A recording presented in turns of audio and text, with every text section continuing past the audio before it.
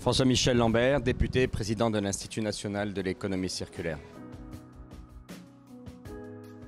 L'économie circulaire, c'est avant tout créer de la performance, de l'efficience dans l'usage des ressources, créer plus de richesse et de valeur par tonne de matière équivalente.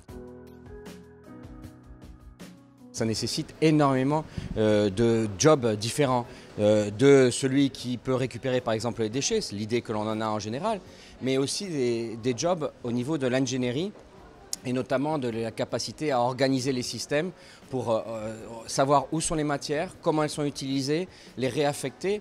Donc beaucoup de travail par exemple dans l'informatique, dans la blockchain. Donc l'économie circulaire en soi est génératrice. Pourquoi ?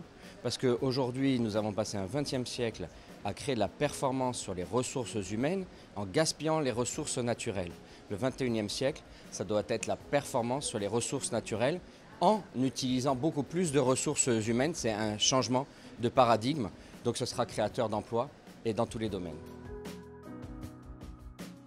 Il est clair qu'aujourd'hui, les business models des entreprises est plus fondé sur notamment une comptabilité issue du XIXe siècle, qui a été adaptée au cours du XXe siècle, mais qui ne prend absolument pas en compte les externalités, qu'elles soient négatives ou positives, et notamment le gaspillage des ressources. Et comme l'économie circulaire, c'est l'antithèse du gaspillage des ressources, c'est au contraire, mais comment je peux créer plus de richesse avec le même nombre de ressources? Comment je peux créer plus de valeur partagée avec les mêmes tonnes mobilisées?